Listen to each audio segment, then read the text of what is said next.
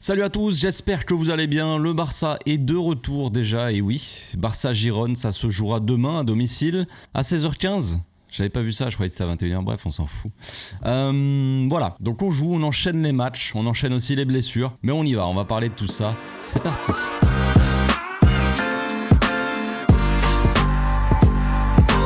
Au passage, n'hésite pas à nous rejoindre si c'est pas encore fait et à partager la chaîne autour de toi, ça fera plaisir à tonton. Le Barça ne s'arrête plus de gagner, mais de jouer aussi des matchs, évidemment. Le Barça qui n'a toujours pas perdu en 2025. On est le 29 mars, donc c'est plutôt une sacrée performance voilà. Ça c'est sûr. J'ai envie de dire que notre plus gros adversaire, notre adversaire le plus dangereux, c'est le calendrier. Et oui, le calendrier qui est chargé comme pas possible. On enchaîne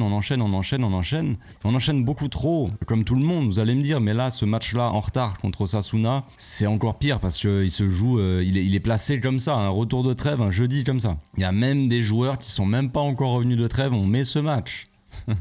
C'est quoi le délire ? On nous met des bâtons dans les roues, c'est volontaire. Merci, c'est gentil. En plus de ça, on a gagné donc assez facilement contre Osasuna, on l'a vu ensemble. Et qu'est-ce qui s'est passé ? Osasuna a essayé de gratter un petit peu une victoire sur le terrain juridique, non pas sur le terrain de football parce qu'ils se sont fait laver, mais sur le terrain juridique, ils se sont dit il y a peut-être un truc à faire. Inigo qui devait être sélectionné normalement avec la sélection espagnole, il a été annoncé blessé, voilà, et il est revenu là. Même moi, ça m'étonnait, je pensais qu'il était blessé tout ça au début, mais voilà. Il était de retour pour jouer avec le Barça et Osasuna qui a essayé de gratter un petit peu avec la fédération, voir si il pouvait pas gagner le match sur tapis vert parce que le Barça n'aurait pas le droit normalement de faire jouer ce joueur-là. Donc en gros le règlement, on va parler vite fait de ça, mais en gros dans le règlement normalement, si j'ai bien compris, un joueur annoncé blessé qui ne va pas à sa sélection, enfin avec sa sélection normalement il peut jouer un match avec son club au retour de la sélection, de la trêve, 5 jours après. Il faut qu'il y ait 5 jours de décalage entre le dernier match de la sélection, donc avec l'Espagne en l'occurrence, et le match de championnat.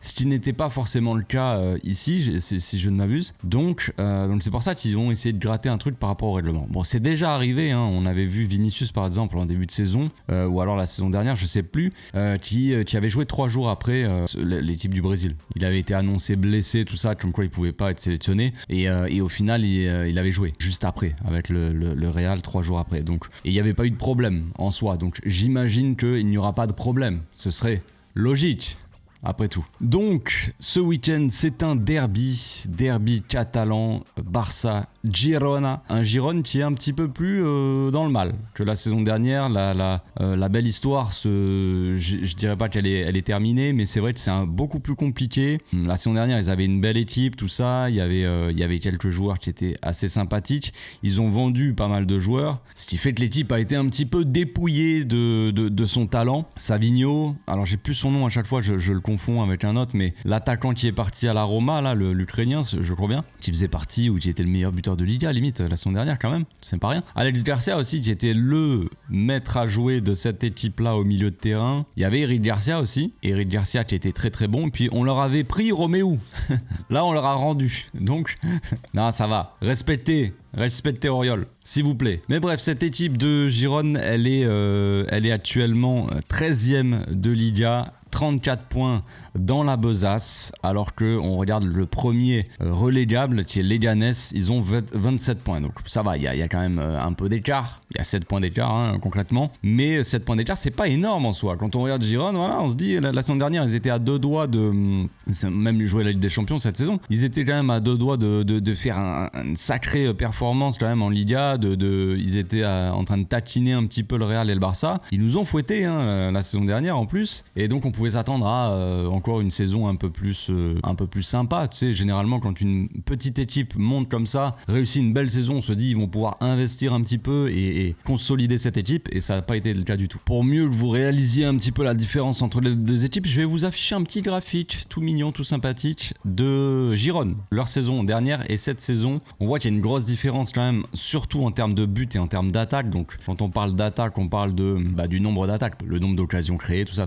vous avez compris quoi. quoi. Donc en termes de possession, il y a quand même un peu plus de possession cette saison que la saison dernière, mais voilà, dans quasiment tous les domaines, mis à part le physique et la possession, c'est supérieur la saison dernière à cette saison. Donc il y a une grosse différence en termes de but et en termes d'attaque, mais c'est logique. Ils ont perdu Savigno et ils ont perdu leur attaquant phare qui avait marqué quand même plus de 20 buts la saison dernière. Donc c'est assez logique et ça a vachement joué sur la saison de Girone, évidemment. Tu peux plus avoir la même structure, la même qualité des attaques, la même maîtrise quand tu perds tes joueurs clés vraiment de l'équipe, surtout pour une équipe comme Girone évidemment. Donc il reste 10 matchs, 10 matchs pour le Barça pour aller chercher le titre. Pour l'instant on est bien placé, on a 3 points d'avance sur le Real Madrid, il nous reste un Classico à jouer à domicile. Donc l'occasion encore une fois de leur donner une petite leçon peut-être. On verra, on n'y est pas encore.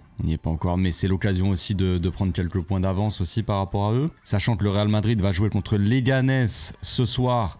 Et on a vu tout à l'heure, Leganés sont 18e. Donc bon, logiquement, le Real Madrid devrait facilement battre Leganés à domicile. Donc il faut absolument aller chercher la victoire demain dans ce merveilleux match. Un dimanche après-midi bien dégueulasse. Plein cagnard, plein soleil. Là, vous savez, vous connaissez un peu les matchs du dimanche après-midi. Et encore, ça va, c'est pas à 14h. On a de la chance. Surtout qu'on a déjà tous la tête à l'Atlético Madrid le match de mercredi en Coupe d'Espagne. On avait fait 4-4 à l'aller à domicile. Là, on va jouer à l'extérieur. On sait que cette saison, ça a été assez difficile contre l'Atlético Madrid. Sur les derniers matchs, on est plutôt, c'est plutôt favorable pour nous. On a pris un petit peu le dessus. Maintenant, ça veut pas dire que c'est gagné d'avance. Évidemment, ça va être encore une fois un match très compliqué contre l'Atlético Madrid. On sait, c'est quand même assez compliqué. Même s'ils jouent pas, on joue les matchs, on voit qu'on est largement au-dessus, mais on sait qu'ils peuvent nous faire mal en posant leur bus, en jouant les contre-attaques, tout ça. Il va y avoir aussi le match derrière. Évidemment, il y a les matchs de Liga entre, mais les grosses affiches, ce que les supporters attendent le plus, c'est le match contre l'Atlético Madrid en Coupe d'Espagne et c'est le match de Ligue des Champions contre Dortmund. Logiquement, des équipes où on va être normalement un peu supérieur à elles, mais comme je l'ai dit, on a un calendrier tellement surchargé et les matchs s'enchaînent tellement que là, on le voit, on a perdu Olmo pour, je crois qu'il va être absent 6 matchs, Olmo, donc plus de Olmo. On va devoir faire jouer les milieux qui sont un petit peu fatigués. De Jong, qui a été annoncé avec une petite gêne à l'adducteur, donc ne devrait pas jouer normalement contre Girone demain. Il va être gardé au repos pour le match contre l'Atlético Madrid. Voilà, on a des joueurs qui montent en puissance comme ça, qui sont importants pour l'équipe. On les perd sur blessure. On a Kubarsi qui s'est blessé pendant la trêve. Il sera probablement de retour demain, mais à voir son état physique, est-ce qu'il va être titulaire ou pas. On a Koundé qui joue beaucoup. On a Baldé, on essaie un petit peu de le gérer aussi. Je pense qu'il va y avoir pas mal de rotation dans le match de demain. Girone, comme on l'a dit, ils sont 13e. Faut pas les sous-estimer et dire que le match est déjà gagné. Il faut déjà le jouer pour le gagner, évidemment. Mais on est largement supérieur. Normalement, on devrait gagner ce match assez logiquement, disons. Pas forcément facilement, mais logiquement. La dernière fois qu'on les a affrontés chez eux, on les avait battus bien comme il faut. C'était un match assez agréable. On va voir, là, on est à domicile cette fois-ci. Mais on sait que Girone, ils ont un petit peu des problèmes cette saison. Déjà, au classement, on le voit. Mais il y a eu cette rumeur-là qui disait qu'ils allaient peut-être activer la clause. Vous savez, cette clause de la peur. On va dire ça, pour pas faire jouer Roméo contre nous, parce qu'il est prêté là-bas. Et bien apparemment, Girone, ils sont tellement en galère de milieu de terrain qu'ils pourraient payer le Barça pour faire jouer Roméo contre nous, parce qu'il leur manque vraiment des joueurs. Vous voyez à peu près dans quel état aussi se trouve cette équipe de Girone. Donc il va y avoir des rotations dans cette équipe du Barça, on le sait. Il va falloir peut-être faire souffler un peu Lamine Yamal, un petit peu, De Jong c'est sûr. À voir pour Koundé aussi, mettre Hector Fort, peut-être en cours de match, pas forcément titulaire, mais en cours de match on va pas faire full rotation les gars, on va pas changer le 11 complet non plus. Il faut garder certaines bases. Certains repères aussi dans cette équipe pour aller chercher la victoire, parce que oui, il faut faire tourner, mais il faut quand même aller chercher la victoire. On l'a dit, le Real qui va probablement battre assez facilement les Leganés. Nous derrière, faut qu'on garde cette avance aussi contre Girone. Donc sans plus tarder, on va passer à la composition d'équipe, les amis, c'est parti. Voici donc mon 11 pour le match de demain contre Girone. Une équipe assez remaniée. Toujours Pedri au milieu qui enchaîne beaucoup, certes. Je le ferai sortir assez tôt en cours de match, mettre pourquoi pas Gavi. Gavi qui a joué tout le match, si je ne me trompe pas, contre Osasuna, donc c'est pour ça que je ne l'ai pas mis titulaire. Je préférais mettre Fermin qui a joué quand même une bonne partie du match la dernière fois en l'absence d'Olmo évidemment, mais Fermin qui joue pas énormément non plus, donc il peut peut-être un peu plus enchaîner que certains. Il faut aussi prendre soin de certains. Garcia au milieu, c'est un choix, qui n'est pas vraiment un choix, on va dire. Il y a pas Frenkie, donc savoir qui est-ce qu'on met en 6. Il reste Garcia qui a déjà joué en 6 cette saison. On pourrait mettre Gavi, mais comme je l'ai dit, je préfère le faire souffler un petit peu et avoir. Garcia peut un peu plus enchaîner. Cette saison, il n'a pas énormément joué, donc il n'a pas trop de minutes, on va dire, accumulées. Donc en défense, une défense Koundé, Araujo, Nigo et le GOAT, Gérard Martin pour faire souffler Baldé. Je préfère faire souffler Baldé que Koundé dans le 11 titulaire, parce que Baldé, c'est un joueur qui court énormément, beaucoup plus que... Enfin, en tout cas, il fait beaucoup plus d'accélération, tout ça. Donc en termes au niveau du musculaire, on va dire, il y a plus de chances de blessure, on va dire, ou de fatigue chez un joueur comme Baldé qu'un joueur comme Koundé. Koundé, il court, mais il va faire des courses moins explosives que Baldé. Baldé, on l'a vu à la fin du match contre Osasuna, il était quand même bien cramé. Donc Koundé, je mettrais le GOAT Martin, tout simplement, et Koundé, je le ferais sortir en cours de match et je mettrais Hector Fort, tu vois. Comme ça, on fait un petit peu souffler aussi Koundé. Araujo, titulaire avec Inigo, pas de Koubarsi dans un premier temps. Pourquoi pas mettre Koubarsi un peu après, on va dire, pour faire un peu souffler un des deux. Inigo, je connais pas son état, il vient de revenir à peine de blessure. Est-ce que c'était une vraie blessure ou est-ce que le Barça a sorti une douille pour pas qu'il aille en sélection? C'est possible aussi. Ça parle aussi d'ailleurs du retour de Christensen bientôt. Entre 7 et 10 jours. Mais bon, est-ce qu'il va avoir le temps de revenir et de jouer un match avant de se blesser? Je ne sais pas. Donc un milieu Garcia, Pedri, Fermin. Je pense que ça devrait aller. Contre Girone en tout cas. Une attaque Rafinha, Lewandowski et Ferran Torres. Pas de Lamine Yamal, j'aimerais bien le voir au repos. C'est vrai qu'il n'a pas l'habitude, pas trop l'occasion de souffler. Flick, il a dit avant le match qu'il avait parlé avec Lamine et tout et qu'il était bien. Donc je pense qu'il va être titulaire, en vrai. Je pense qu'on va voir probablement une attaque Rafinha, Lewandowski et Lamine Yamal. C'est comme ça.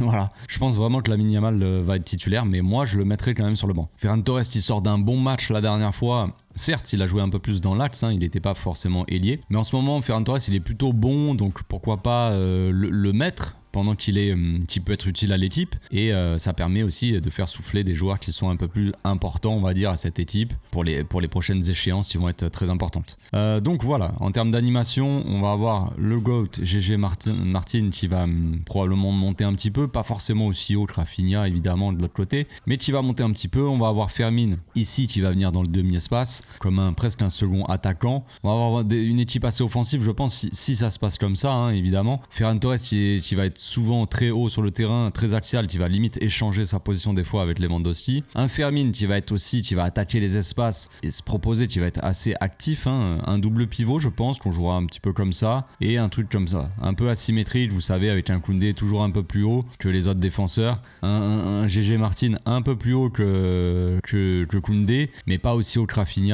Voilà, un truc comme ça. Avoir Rafinha aussi à droite. Les derniers matchs qu'il a joué à droite, Rafinha il était plutôt bon. Quand il a fini les matchs comme ça, quand on faisait sortir Lamine Yamal ou quoi, il était plutôt bon. Donc pourquoi pas. Voilà, c'est tout pour mon 11, c'est tout pour cette vidéo d'avant-match. J'espère que ça vous a plu. Je sais pas ce que vous pensez de la compo. Il faut doser. Peser un petit peu le pour et le contre de ces rotations, savoir si trop de rotation c'est trop, si pas assez c'est pas assez, voilà, tu vois, il faut voir.